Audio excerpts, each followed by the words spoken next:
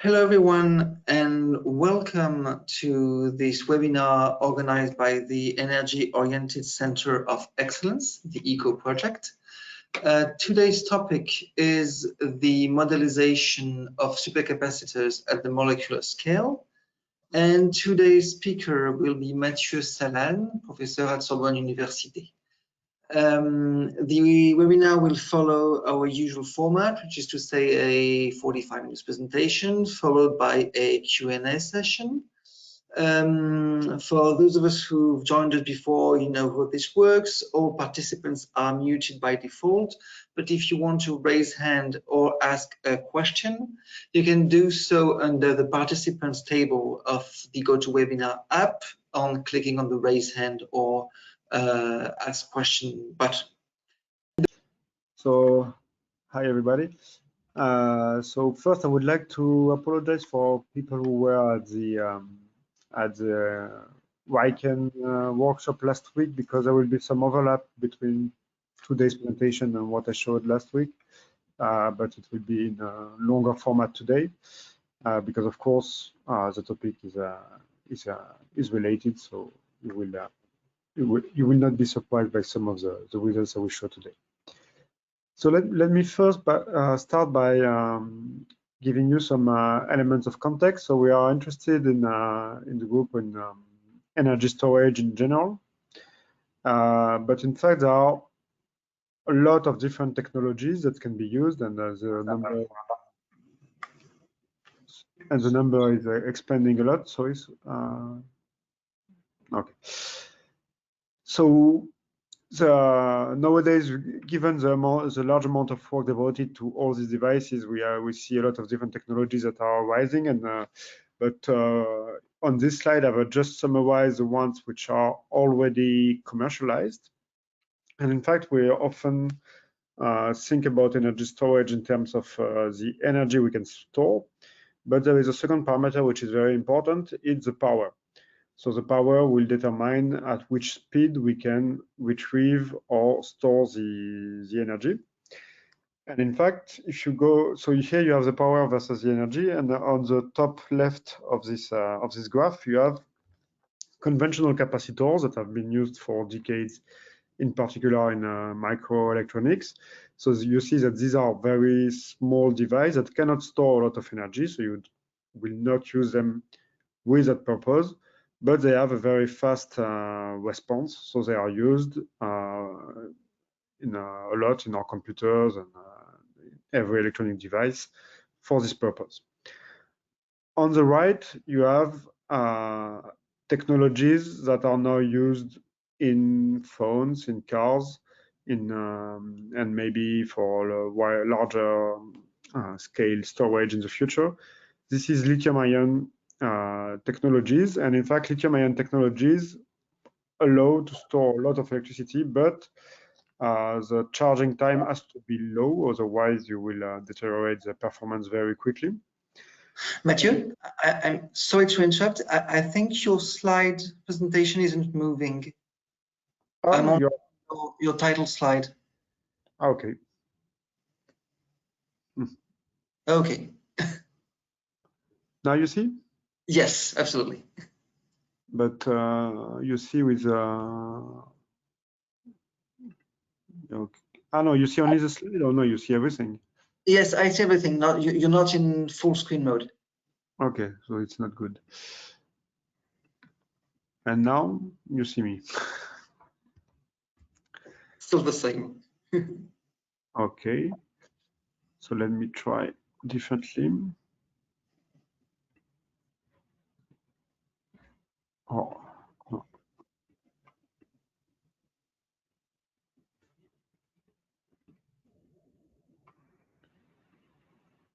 Okay. Do you see? You still see the presentation, right? Yes. Okay, let's do it like this, at least. It's funny because we tested this morning, everything was fine, and now nothing is fine. So it's like that. Okay. So, and now if I change the slide, do you see something? Oh no, it's paused.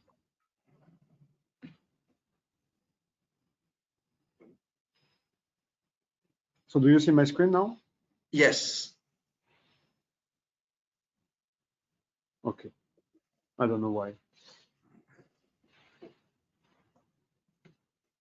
And now, do you see the pictures? I'm seeing the picture, the entire presentation, not just the slide.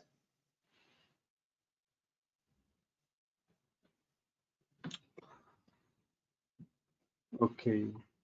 So At least it's changing from one slide to the other. So no, but I cannot. Well, if I switch to presenter mode, it doesn't work. That's why.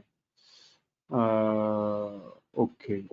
Well, let's do it like this because otherwise we'll spend 1 hour fixing issues. I hope it's large enough so that you can see. okay. So in the end, what is important on this is that we are interested mostly in general, when we talk about energy, we focus a lot on the energy. So we focus a lot on technologies such as lithium ion. But when we are interested in power, we can switch to other things like supercapacitors. And in fact, to summarize the difference between a lithium ion battery and a supercapacitor, the difference is that the one can be seen as a marathonian. So you store a lot of energy, but you need a long time to retrieve it, and you cannot do a lot of charge discharge. So typically you will do one charge discharge per day. So that's what you do with a phone or with a car. And on the other side, you have supercapacitors, which do not allow to, well, you will not go on a very long distance with a supercapacitor, so you cannot put them into cars, for example, but you have a lot of power and you can do a lot of charge discharge. So in practice, supercapacitors are still used in car, for example, but they are used in the stop and start system. So when you have when you are braking with when you have a red light, for example, with your car, then you can retrieve the braking energy, store it in a supercapacitor, and use it when the car is restarting. And since the typical times for this are a few seconds, it works well. You also have a lot of applications, for example, in transportation. You can find some tramways, some buses that will use this kind of technology, sometimes in complement to batteries or sometimes in replacement, but in general, they are quite complementary. Now, these devices, what do they look like at the atomic scale? Here you have a simplified picture. So we have two electrodes, which are porous carbon, and we have a liquid made of ions. And in general, the liquid is more complex than this, you will see later. But for a simple picture, we can still take colored balls. And the way the energy is stored is that we accumulate electrons on one side, on one of the electrode, and holes on the other electrode. And in order to compensate the charge imbalance, you have some ions that will adsorb into the structure. And so the performance of supercapacitors, it depends on three main parameters. The two simplest one are the operating voltage, U, and the resistivity. So this is generally given by properties of the liquid. So you have tables, and it's very easy to find one which the properties you want. But then there is a third parameter, which is a capacitance, and this is an interfacial parameter that depends both on the electrode and the electrolyte and how the adsorptions occurs. And in the end, this is a parameter we want to optimize both in simulations and in experiments. And then you see that this parameter mainly plays a role on the energy density. So our objective is to increase energy density. And in fact, the power density will only depend on the properties of the electrolyte. So we don't care much about it in our studies. So to optimize this capacitance, you can play on a lot of different parameters. You can change the surface area of the electrode. You can change the size of the ions here that we are using in the liquid. We can change the concentration of ions, so we can put a lot or a few, it depends. And also, if we go more deeply in details inside the electrode, we can change the structure of the porous network. So we can go from something that is well organized, something that is disordered. But in the end, you have a lot of different things that you can optimize. You have a very large parameter space, and it's not easy. You cannot test all the conditions. So, and in particular experimentally, because it's expensive. So we need to have some theoretical or simulation understanding of what's going on. So in practice, the system we study is very simple. It's an electrode, and in front of the electrode, you have ions. And these are systems that have been studied theoretically for more than a century now. And the most famous model is the one of Gouy-Chapman stern, which is very easily obtained by using Poisson-Boltzmann, in fact, but close to an electrode. And you add some ingredients of specific adsorption of ions, the specificity of the stern layer. And it gives a picture of how the ions are adsorbed or should be adsorbed, and how the electric potential is changing close to the electrode. But in fact, and this was discussed in particular by Kornichev almost 15 years ago now, there are a lot of factors that are not included in this theory. This theory works for very dilute solution, but we are dealing with large concentration because we want to store a lot of charge. And then when we have large concentration, there are two effects that have to be taken into account that are not inside Gouy-Chapman stern. The first one is the fact that the ions, they have a finite size, so you cannot accumulate as many of them as you want because they will overlap, and so they will, at some point, there will be a saturation on the surface. And the second one is that even in a solvent, the dominant interactions are the ion-ion interactions. You have very strong interaction between these ions here, the anions and the cations. And in fact, the interaction between the ions becomes more important than the interaction between the ions and the electrode. And when you are in such a regime, it starts to be very complicated to have analytical theories. So that's why we resort to molecular simulations. There is a second difficulty in the systems we are interested in, is the fact that the pose carbons which are interesting, they are quite disordered. The way they are synthesized is by starting from a titanium carbide, so that's a well-defined metal carbide structure, and then you chlorinate them at a relatively high temperature, going from 1000 to 400 degrees at the lowest. The titanium tetrachloride evaporates, so it goes into the atmosphere, and you are ending up with a carbon structure. And in fact, the structure of this carbon changes depending on the temperature at which the synthesis is done. So the basic picture is this one. You have a very disordered carbon structure. You still find some hexagons, so you have the typical structure of graphite locally, but you have a lot of disorder, so you have a lot of carbon that are sp3 hybridized, and this is why you have this kind of sponge structure. And what is mostly changing when you are changing the temperature of synthesis is the size of the pores, so the distance between the carbon pieces like this. It can go from 7 angstrom to more than 1 nanometer in these materials. And in fact, this corresponds to the dimensions of the ions that are used in these devices. And so when you switch from one dimension to the other, you have large effects on the capacitance. Here you see the capacitance, which will ultimately define how much energy you can store. And you see that you switch from 140 farads per gram to around 90, depending on the synthesis temperature that you use for making the material. So that's quite a large difference, almost more than 50% difference. And this was really a motivation for us to try to understand this. But of course, you have the difficulty to tackle very complex carbon structures. So in practice, how is it done in the simulation? So we have an interface between quasi-metallic part. So it's carbon, so it's not a perfect conductor, but still it conducts sufficiently the electricity to provide, so to have some free electrons, let's say. And in front of this, you have a system made of ions and solvent. And now these systems have long characteristic times. And you cannot tackle them using electronic structure calculation or not efficiently. So we mostly describe the system using classical mechanics. And so you see we have on the two sides different physics that are involved. And so people have taken two paths, either putting everything at the quantum mechanics level, but then you are restricted to very small systems.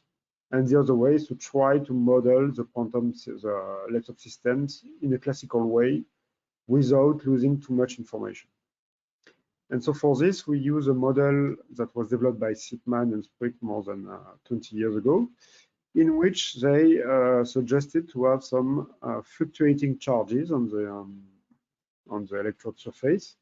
And in fact, these charges obey to a constraint, which is that the potential inside the whole metal should always be the same. And the second important thing in this model is that these charges, they are Gaussian, so they are not point charge, so it allows the charge to be more diffuse inside the electrode. So in fact, this was first implemented in code by Paul Madden, so in order to study electrochemical systems, and this was around 2007, and this is the moment where we started to work on this. But it's only in 2014 when I went to Maison de la Simulation that we really moved a lot forward the code. In fact, the code was completely rewritten, in particular by Mathieu Salanne and Abel Marin-Laflèche. And in order to have something that is much more readable, usable, and easy to modify, and so on. And so the first release of the code was made in June 2020. Last year and this year, we have ported it to GPU. We have also implemented a lot of new functionalities. So now we have a new version of the code that is stable and was released 6 months ago now, for which we have received the special prize from Atos and Gency, so the Joseph Fourier Prize in 2021. So now the main originality of this code is how we treat the electrode, but we also, of course, need to account for the electrolyte. So now we have more complex models of electrolytes, but all the results I will show you today were obtained with simplified models. So the idea that our code was not efficient enough before. So instead of putting all the atoms on the liquid, we try to use what we call Coregrade model. So instead here of having 19 atoms, you have 3 pseudo-atoms. Here, instead of having 7 atoms, you have 1 pseudo-atom, and same for acetonitrile. And the idea is to have models that lose some atomic details, but are still able to reproduce thermodynamic and transport properties. So here you have a list of properties that are well reproduced by this model. Here you have a comparison of the diffusion coefficient, for example, between experiments and the model. So in general, most of the properties are well reproduced. It doesn't mean that in the end the atomic details are perfect, but the coarse-grained view given by the model is for sure correct. So here you have an example. I have to push play. I cannot play the two in parallel, whatever. So this is a typical molecular dynamic simulation. So you see the ions moving, so it's a very short one. You don't see them moving a lot, but of course, the real simulations are much longer. And as you can see, we apply a positive voltage on the left, negative voltage on the right. And so the consequence is that the charges on the carbon atom, they will fluctuate. And we accumulate positive charge on that side, negative charge, so that these are the green colors on the right. And this is in response to the liquid that is also adsorbed on the surface. So these are typical simulations, and then what we do is to vary the electrode structure, we vary the liquid structure, and sorry. And the main thing we look is how the electrode responds to the application of a voltage. And here you have an example of result for a simple system made of a graphite electrode. you see that when we are at 0 volts, the charge is fluctuating around 0, of course. And then when you switch to 0.5, 1, and even 2 volts, you see that there is not necessarily linear, but an increase of the accumulated charge. And this is what we want to, the main quantity we want to simulate, to obtain, and then to understand from the simulations. So today I will tell you about a series of systems in which we change the complexity. So you have planar graphite that is not used in a commercial device, but it's a good reference because it's a simple system. Carbide derived carbon are used in commercial device, so that's why we focused a lot on this one.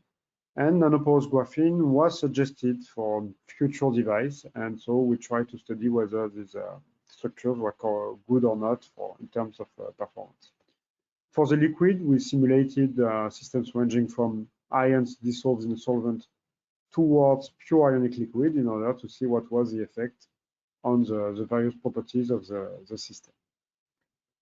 So the first thing to do is to have some comparison with experiments. So most of the experiments, they are made on this carbide derived carbon with this system, which is an ionic liquid dissolved in the solvent. So this is the ones for which we had some experiments. So we first focused on this system. And here you have a comparison. So this is an experimental plot of the cyclic voltammetry. The capacitance, in fact, here is given by the variation of the current with applied potential.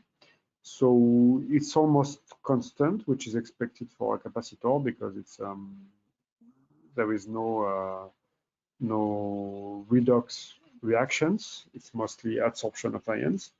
And from this experiment, they obtained a capacitance of 85 farads per gram, which is a typical number. And in our case, as you can see, we had 110 farad per gram. So it means that we overestimated the capacitance. But well, given the simplifications we made to the system, we believe that this kind of errors are certainly acceptable.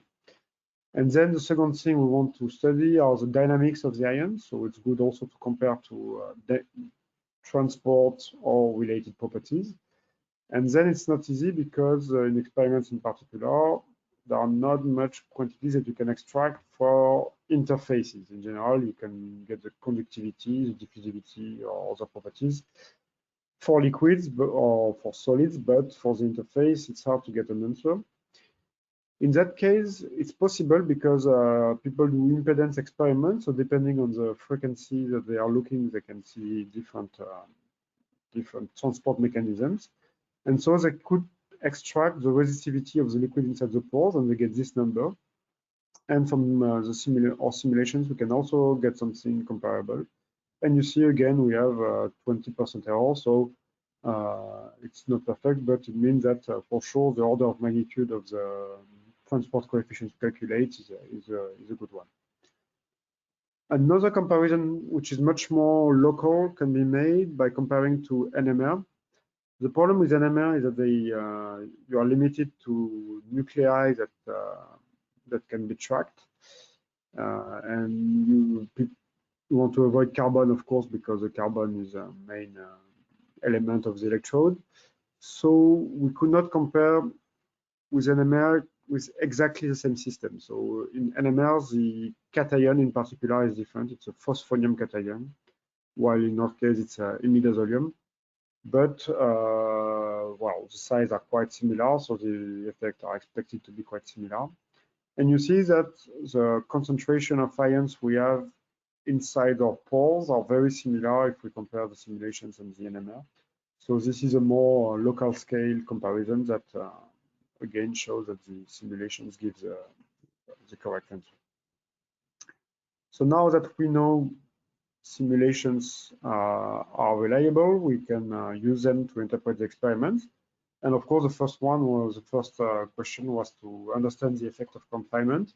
So why, when switching from a planar surface to a porous material, we change the capacitance, and we change the capacitance per mass of carbon, but also per surface area. You have a doubling or something like this.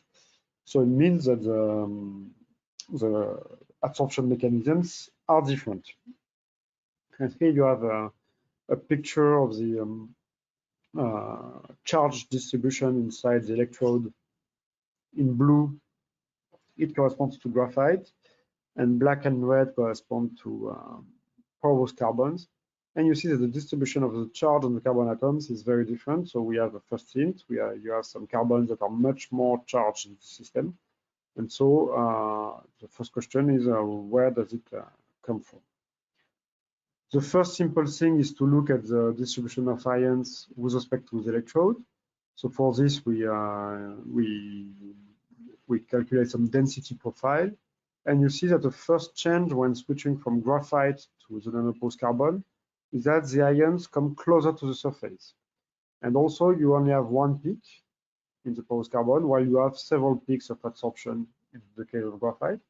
And in fact, this is because of the porosity that only allows one layer of ions to go inside. That's a very simple geometric rule. But also, it decreases a lot the ion-ion interactions that I was talking at the beginning. So the ion-ion interactions, they attract the ions towards the liquid in the case of graphite. But since you don't have them in the case of the porous carbon, the ions go closer to the surface. Then a second effect we investigated was what is called the formation of superionic state.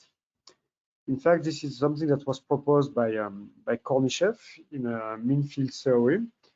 He said that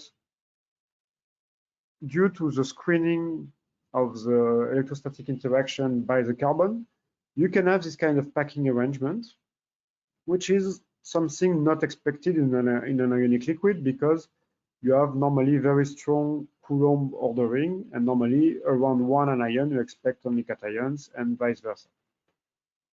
But he discussed the fact that due to the electrode potential, you can start to pack the ions like this in a pore. So this was a theory from 2011, and this is, I think, an interesting story. We did some molecular dynamic simulation in 2012 that were in good agreement with the theory by Kornichev, because you see this kind of arrangement where you have a lot of cations in a given pore. Here you have two anions that are very close one from each other in a small nanotube-like pore. So this was a confirmation of Kornichev theory due to simulations. And then it's only 5 years later that we have made some experiments. So this was a work by some collaborators in Japan. And this is a X-ray diffraction pattern that is put in real space. And the region we are interested in here is the highlight in yellow. This corresponds to the region where normally you only have cation and ion interaction, so this kind of interaction. So when you are in the liquid, if you look at the blue plot, which corresponds to the anion-anion interaction, you have a minimum, because anion and ion don't like to be close to each other. When you are in a rather large pore, you start to see some signals there, but not much. But then when you are in small pores, you see that you start to have a first peak that is arising, and it shows that the ions start to go in contact one to each other inside these pores, and so that was the experimental confirmation of the theory and simulation concerning this the superionic state. Then in the experiments, we could do several potentials, and what was obtained is something like this. When you switch from 0 volt, when you have this kind of a few like pairs that are formed, when you put a positive potential, you start to accumulate a lot of anions that are close by, and so you do a lot of the superionic state. And on the contrary, when you have a negative potential, you start to deplete your electrode of anions. So that's quite expected. But what was difficult here was to do the experiment in situ when applying a potential. So then, of course, the simulations, they allow to have a more local view of the charge storage. And the last thing we observed concerning the structure of this liquid inside porous electrode is that depending on how the ions adsorb, so here you see they are not very confined because it's only close to the edge of a carbon particle. Here you start to have something that is close to a plane, and here it's close to a concave structure of the pore. And in fact, what we can do is just count the charge close to the ion. And by doing this, we saw that in fact there is a clear correlation between the accumulated charge and the confinement. And so it's good to have a structure in which you have a lot of this kind of pockets in which the ions can absorb. And this will contribute the most to the capacitance of the device. Then we focused on dynamic properties, and you see here an example of charging. So the first conclusion we made from this study. So here you have pictures, snapshot of the electrode during the charging. So that's the beginning, 0.2 nanoseconds, that's the end of the simulation. And here the maps correspond to the corresponding charge accumulated on the carbon. And so you see that, in fact, it's a dynamic process because first we start to accumulate charge here. And when you look below, this corresponds to a large pore. So the transport is easy in this region. The ions accumulate quickly. But then it's very dynamical. And so you start to have exchange with the smaller pores. So for example, this cation here goes away and maybe it goes there. So you have a lot of exchange. And the picture of the charge in the end is not the same as the charge at the beginning. So you have something that is really heterogeneous. And the first thing we see is that the liquid is very, it conserves liquid-like properties. We injected the results from the simulation in a macroscopic model. And by doing this, we found that for large-scale electrodes that are used in experiments, we would expect some charging times between 1 and 10 seconds. So then so this was mostly qualitative. Then we went towards more quantitative calculations. So among the things that you can simulate in molecular dynamics, you can get diffusion coefficients and electrical conductivities in particular. So conductivities are difficult to converge, but the molecular dynamics are rather easy. The diffusion coefficients are rather easy. And so you see that the diffusion coefficients, they tend to change quite a lot with potential. So the first point is that they are something like 1 order of magnitude lower than in the liquid, but this is due to confinement. But we see large variation with the potential. And this is because the concentration of ions is changing. And of course, for positive potentials, the anions, they are adsorbed, so they don't diffuse fast, but the cations, they diffuse fastly because they don't want to be near the surface. And you have the contrary on that side here. And then I already discussed the collective dynamics via the conductivity.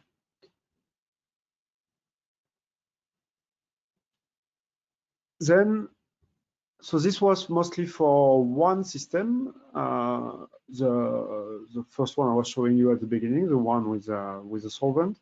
But then, sorry again. Then we try to understand the effect of switching from the pure solvents to ionic liquid. And the results were rather surprising because we found that the capacitance is always the same.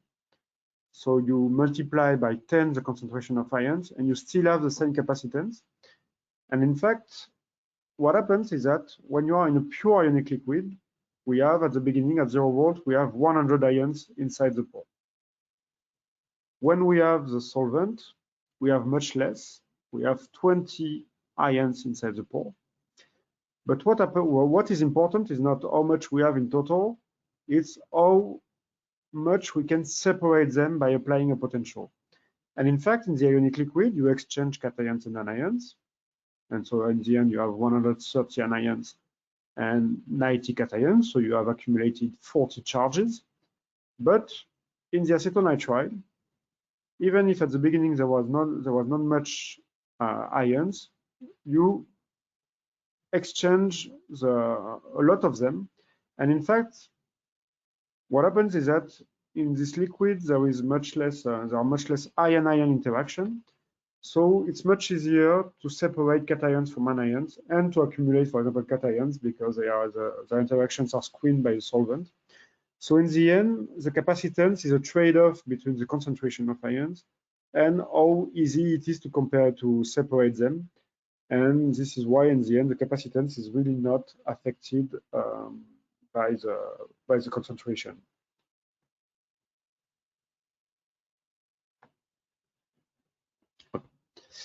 Then the other difference is that when we switch from an ionic liquid to a solvent, we change a lot the bulk properties. So in particular, the cell voltage is changing a lot. So in water, it's around 1 to 2 volts. In organic liquid, we can apply larger voltage up to 2.8 volts. But in ionic liquid, we can go even further, almost 4 volts. And so since the energy depends on the capacitance, but we saw that this doesn't change from one liquid to the other, switching from ionic liquids will be very good to increase the energy density. So you store much more energy when you have an ionic liquid. But when you have the other difference that will change the resistivity, the ions diffuse much faster when they are inside the solvent because the liquid is much less viscous. So in the end, this affects the power. And so we have a much larger power for solvent-based device.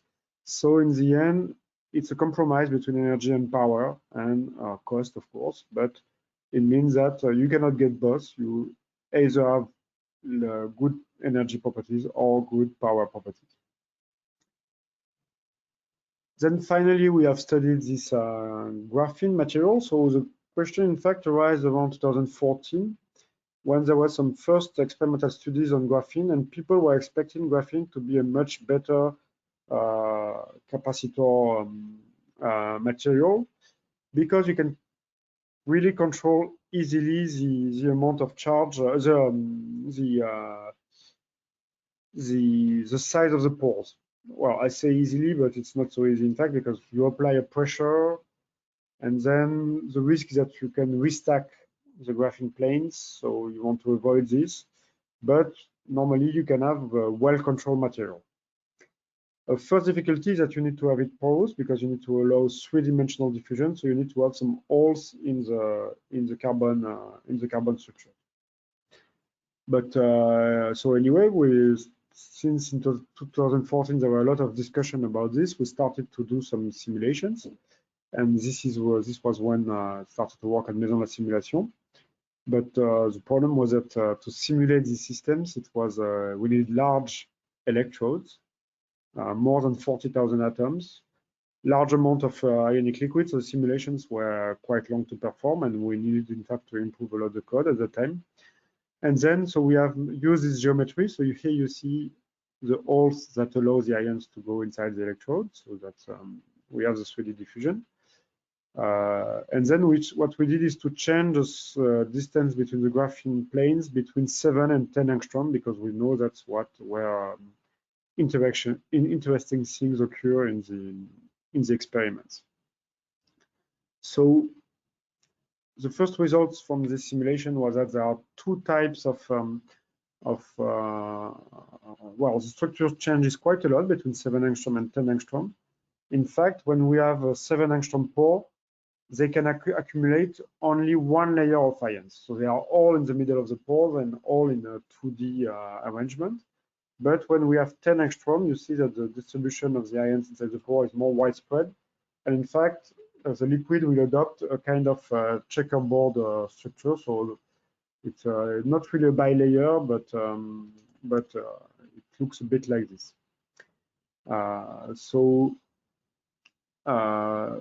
Does it impact the capacitance? Well, quite a lot. As you can see here, when we switch from the 10 angstrom to 7 angstrom, we have 40 or almost a doubling of the capacitance. So again, this is coherent with previous experiments. So we can look in a massic or in a volumic way the capacitance. Here, it's the effect is larger because the density of the material is larger, but otherwise it's almost the same. The important is that you switch from a bilayer to a monolayer, and as soon as you have a monolayer, the charging mechanism is the same. But when we compare to the nanoporous carbon I was showing you before, the nanoporous carbon has a better capacitance, and so in the end, this was quite puzzling because we were expecting a better capacitance in the case of nanoporous graphene. That's what everybody was expecting because of the better control. But in the end, it's not the case. So here again, we try to understand this from the molecular point of view. And here you have the fraction of the charge on each carbon atom. And you see, in fact, this gives some very interesting information. The graphene material, we have distributions that are much more Gaussian, much better shape, but this is again quite expected. And you see that when we switch from 10 angstrom, the 10 angstrom case, in fact, it looks a lot like graphite. And when we go to 7 angstrom, we have something that becomes more and more widespread.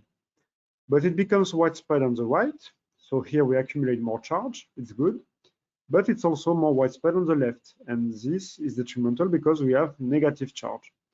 And in fact, what happens is that the nanoporous carbon, you don't have this negative charge. And the nanoporous carbon looks like a compromise between the 10 angstrom and the 7 angstrom.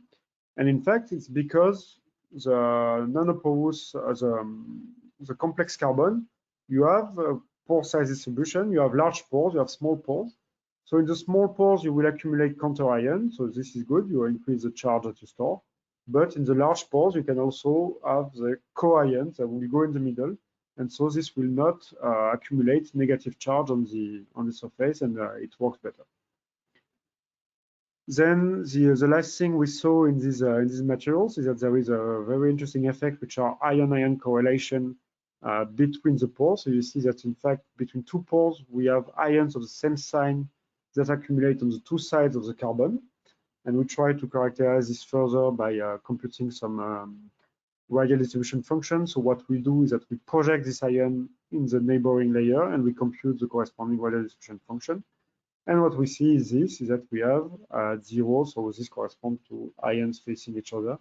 We have this large correlation, and this is a kind of transparency of graphene that was already observed for a lot of different properties in the case of graphene, and that we also see for the ion adsorption mechanism.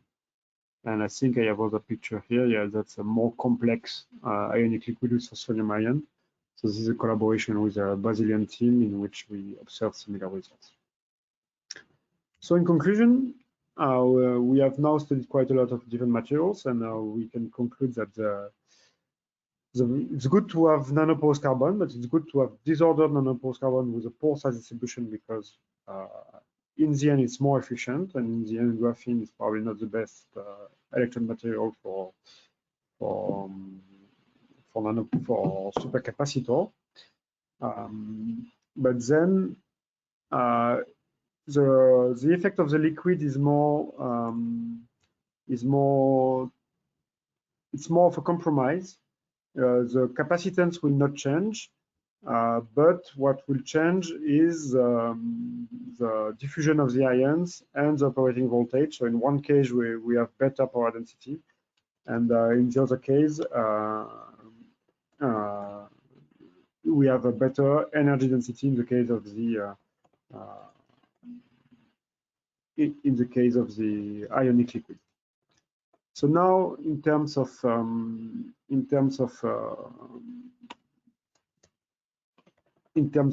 perspective, we are now studying much more complex systems. We have we have developed a lot of metal walls in order to have two different types of effects. One thing is that we want to account for the screening inside metals, and this would allow us to have different materials with different properties, and we are now almost finished on this. We have also better force field for the ionic liquids, including the dipole polarizability of the ions. And so this is in the already released version of metal walls. And now we want to study new electrolytes that are active, and it means that they have redox meiosis, and so you can do some redox reactions with this system, and we are currently simulating this kind of ionic liquids. And I would like to finish by a few acknowledgements. So the people who worked on this project are in Sorbonne University, at Maison de la Simulation, and of course our experimental co-workers and all the founders of this work. And I would like to thank you all for your attention. Thank you very much, Mathieu. So we are now opening the question and answer part of the webinar. So if there's anything you want to ask, please raise your hand or ask a question in the dedicated part of the participant section of the app.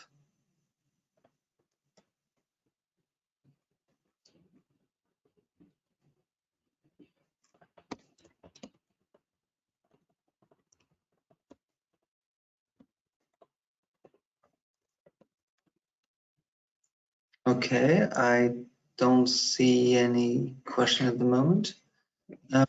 Okay, well, if there's no further questions, we will conclude this webinar. So, Mathieu, thank you very, very much for this session. And everyone, thank you for problems. Yeah, sorry for the technical problems.